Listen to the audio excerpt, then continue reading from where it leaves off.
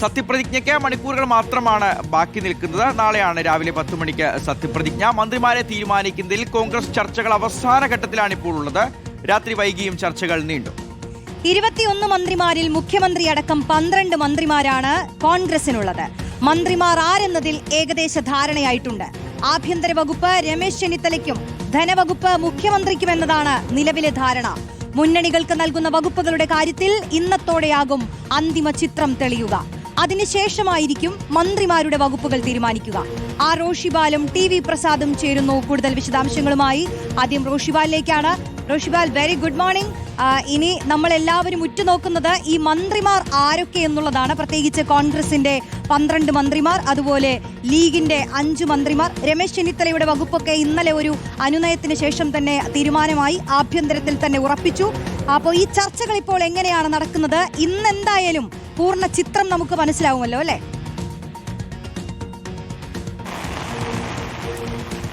റോഷ്നി, ഇന്നലെ രാത്രി ഒക്കെ ചർച്ച ഉണ്ടായിരുന്നു. ഇന്നലെ KPCC ആസ്ഥാനത്ത് മുഖ്യമന്ത്രി VD സതീശന്റെ നേതൃത്വത്തിൽ ദീപദാസ് മുൻഷി അടക്കം പങ്കെടുത്ത ചർച്ചകളാണ്. ആ ചർച്ചകളിൽ പൂർണ്ണമായും തീരുമാനമായിട്ടില്ല. പിന്നെ അർദ്ധരാത്രി വരെ ചർച്ചകൾ നീണ്ടു. മാരത്തോൺ ചർച്ചകളാണ് മന്ത്രിസഭാ രൂപീകരണവുമായി ബന്ധപ്പെട്ട് നടക്കുന്നത്. കാരണം കോൺഗ്രസ് മന്ത്രിമാരെ നിശ്ചയിക്കുന്നതുമായി ബന്ധപ്പെട്ട ചില പ്രധാനപ്പെട്ട വെല്ലുവിളികളായി മാറിയത് മുതിർന്ന 2 MLA-മാരെ മാറ്റി നിർത്താനുള്ള നീക്കത്തിനെതിരെ രമേശ് ചെന്നിത്തല നിലപാട് സ്വീകരിച്ചതാണ്.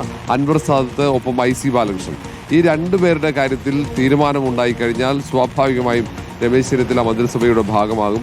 ഇല്ലെങ്കിൽ മന്ത്രിസഭയിലേക്ക് ഇല്ല എന്ന് കടുപ്പിച്ച് തന്നെ രമേശ് ചെന്നിത്തല പറയുകയും ചെയ്തിട്ടുണ്ട്. നിലവിലെ സാഹചര്യത്തിൽ 2 പേരെയും ഉൾപ്പെടുത്തുമെന്ന സൂചനകളാണ്. ഏതാണ്ട് ഇന്ന് രാവിലെ മുതൽ വീണ്ടും മന്ത്രിസഭാ രൂപീകരണ ചർച്ചകൾ തുടരും. നേരത്തെ സൂചിപ്പിച്ചതുപോലെ തന്നെ രമേശ് ചെന്നിത്തലയ്ക്ക് ആഭ്യന്തരവും വിജിലൻസും നൽകാനുള്ള ഒരു തീരുമാനമാണ്. ധനകാര്യ വകുപ്പ് മുഖ്യമന്ത്രി VD സതീശൻ തന്നെ കൈകാര്യം ചെയ്യും. മുരളീധരന് ആരോഗ്യവകുപ്പ് നൽകാനാണ് സാധ്യത. സമാനമായി മറ്റു മന്ത്രിമാരുടെ വകുപ്പുകളുടെ കാര്യത്തിൽ ഇന്ന് തീരുമാനമാകും. ഉച്ചയോടെ തന്നെ മന്ത്രിമാരുടെ പട്ടിക ലോക് ഭവനിൽ ഗവർണർക്ക് നിയുക്ത മുഖ്യമന്ത്രി VD സതീശൻ കൈമാറും. അങ്ങനെയാണ് തീരുമാനം. നാളെ രാവിലെ 10 മണിക്കാണ് സത്യപ്രതിജ്ഞ നടക്കുന്നത്. മറ്റ് മന്ത്രിമാരുടെ വകുപ്പുകൾ, ചില മന്ത്രിമാരുടെ കാര്യത്തിൽ ഇനിയും തീരുമാനമാകേണ്ടതുണ്ട്. പ്രത്യേകിച്ച് AP അനിൽകുമാർ റവന്യൂ വകുപ്പാണ് ആവശ്യപ്പെട്ടത്. സമാനമായി തന്നെയാണ് KPC അധ്യക്ഷൻ കൂടിയായ സണ്ണി ജോസഫും റവന്യൂ വകുപ്പ് തന്നെയാണ് ആവശ്യപ്പെടുന്നത്. ഈ കാര്യത്തിൽ ഒരു ധാരണയുണ്ടാകണം.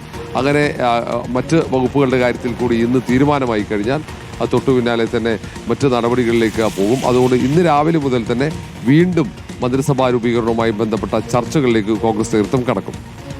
ശരി, ഇപ്പോൾ റോഷിബാലാണ് വിവരങ്ങൾ നൽകിയത്. TV പ്രസാദ് കൂടി നമുക്കൊപ്പം ഉണ്ട്. പ്രസാദ്, ഇപ്പോൾ പൊതുഭരണം അതോടൊപ്പം ധനവകുപ്പാണ് മുഖ്യമന്ത്രി VD സതീശന്റെ പക്കൽ ലഭിക്കുന്നത്. ആഭ്യന്തരം ആഗ്രഹിച്ച പോലെ തന്നെ ആഭ്യന്തരവും വിജിലൻസും ലഭിക്കുകയാണ് രമേശ് ചെന്നിത്തലയ്ക്ക്. ആരോഗ്യവകുപ്പ് കഴിഞ്ഞ ഒരു 5 വർഷം ഏറ്റവും വിവാദമായ, ഏറ്റവും കൂടുതൽ ഓരോ ദിവസവും ശ്രദ്ധിക്കപ്പെട്ടൊരു വകുപ്പാണ്. വീണ ജോർജിന്റെ തോൽവിക്ക് തന്നെ കാരണമായി എന്ന് വേണമെങ്കിൽ പറയാം. അത്ര പ്രധാനപ്പെട്ട ഒരു വകുപ്പ് മുരളീധരൻ ഉത്തരവാദിത്തപ്പെട്ട നേതാവിനെ തന്നെ ഏൽപ്പിക്കുകയാണ്. അപ്പോൾ ചില പ്രത്യേക വകുപ്പുകളൊക്കെ ചില നേതാക്കൾ ആഗ്രഹിക്കുന്നുണ്ട്. ചില പാർട്ടികൾക്ക് ചില വകുപ്പുകളോട് താല്പര്യമുണ്ട്. ഇപ്പോൾ ലീഗിനാണെങ്കിൽ പോലും ചില വകുപ്പുകൾ അങ്ങോട്ടും ഇങ്ങോട്ടും ഒക്കെ വെച്ചുമാറ്റം ഉണ്ടാവുമോ, ഇങ്ങനെയുള്ള ആകാംക്ഷകളൊക്കെ ഉണ്ട്. അപ്പോൾ ഈ വകുപ്പ് സംബന്ധിച്ച് അവസാനവട്ട ചർച്ച ഇപ്പോൾ എങ്ങനെയാണ് പുരോഗമിക്കുന്നത്? പ്രസാദ്.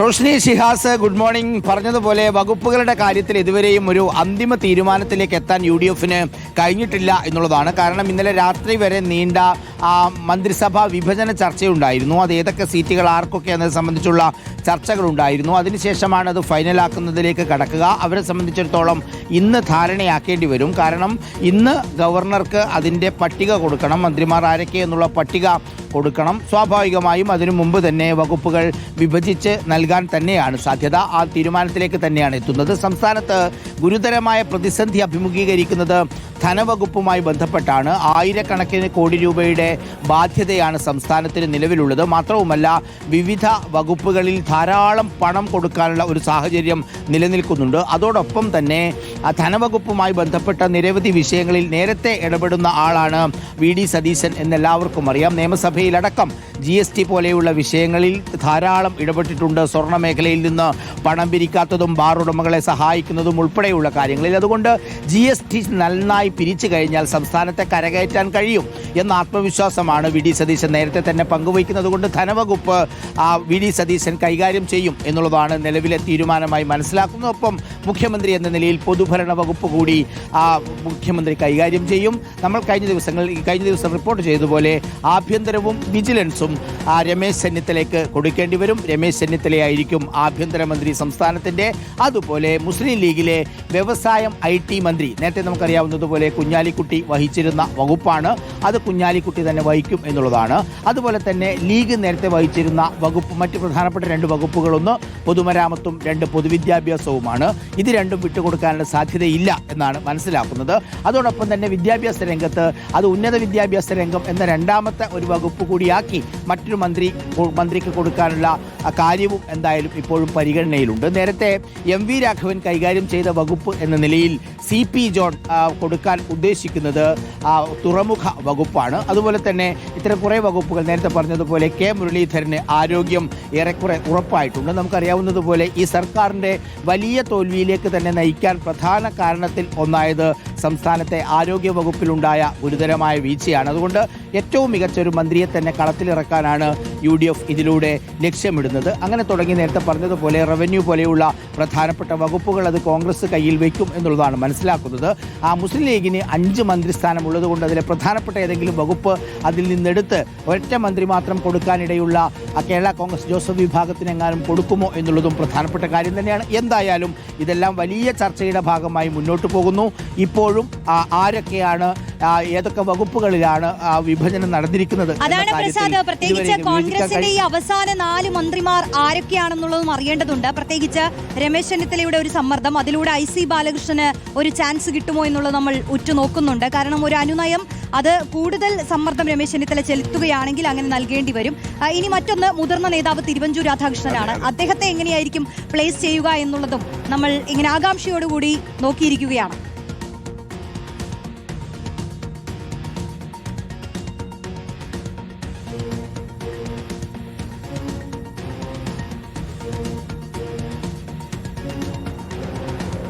അല്ലേ പ്രസാദ്? എന്നോടായിരുന്നോ? അതായത് തിരുവഞ്ചൂർ രാധാകൃഷ്ണൻ നേരത്തെ സ്പീക്കറായി തിരുവഞ്ചൂർ രാധാകൃഷ്ണനെ പരിഗണിച്ചിരുന്നു. തിരുവഞ്ചൂർ രാധാകൃഷ്ണൻ ഇടയിൽ മന്ത്രിസഭയിലേക്ക് വന്നേക്കുമെന്ന ചർച്ചയും സജീവമായിരുന്നു. നമുക്ക് എല്ലാവർക്കും അറിയാവുന്നതുപോലെ കോൺഗ്രസിന് മുഖ്യമന്ത്രി അടക്കം ആകെ 12 പേരാണ് എന്നുള്ളതുകൊണ്ട് സീനിയറായ പല ആളുകളെയും പരിഗണിക്കാൻ കഴിയുന്നില്ല എന്നുള്ളതാണ്. മാത്രവുമല്ല VD സതീശൻ മുഖ്യമന്ത്രി ആയതിനു ശേഷം KC അതുപോലെ തന്നെ രമേശ് ചെന്നിത്തല കൈകോർത്തതിന് പിന്നാലെ പല പ്രധാനപ്പെട്ട ആളുകളെയും മന്ത്രിമാരാക്കാനുള്ള കടുത്ത സമ്മർദ്ദം KCയുടെയും അതുപോലെ തന്നെ ചെന്നിത്തലയുടെയും ഭാഗമായി ഉണ്ട് എന്ന് നമുക്ക് എല്ലാവർക്കും അറിയാം. അതുകൊണ്ട് തന്നെ തിരുവഞ്ചൂരിൻ്റെ കാര്യത്തിൽ ഇനി എന്താകും എന്ന കാര്യത്തിൽ ഒരു വ്യക്തതയുമില്ല. എന്തായാലും അതിലൊരു തീരുമാനമുണ്ടാക്കും എന്നാണ് കരുതുന്നത്. നേരത്തെ സ്പീക്കറാക്കിയേക്കും എന്നൊരു ആലോചനയുണ്ട്. പക്ഷേ സ്പീക്കർ കുറച്ചുകൂടി ചെറുപ്പക്കാരാകണം എന്നൊരു ഉദ്ദേശം UDFനെ സംബന്ധിച്ചിടത്തോളം ഉണ്ട്. അത് VD സതീശൻ്റെ ഭാഗത്ത് നിന്ന് ഒരുപക്ഷെ VT ബൽറാമോ അതല്ലെങ്കിൽ N ശക്തനോ ആകാനുള്ള ഒരു സാധ്യതയാണ് കാണുന്നത്. എന്തായാലും പല പേരുകളും വരുന്നുണ്ട്. ഇന്നൊരു ഉച്ചയ്ക്ക് മുമ്പെങ്കിലും റോഷ്നി ഇതിലൊരു അന്തിമ തീരുമാനം ഉണ്ടാകുമെന്ന് കരുതുന്നു. ഇപ്പോഴും ധാരാളം പേരുകൾ മറിയുകയാണ്. പല സീനിയർ നേതാക്കന്മാർക്കും ഇപ്പോഴും അവരുടെ കാര്യത്തിൽ ഉറപ്പായില്ല എന്നുള്ളത് തന്നെയാണ്.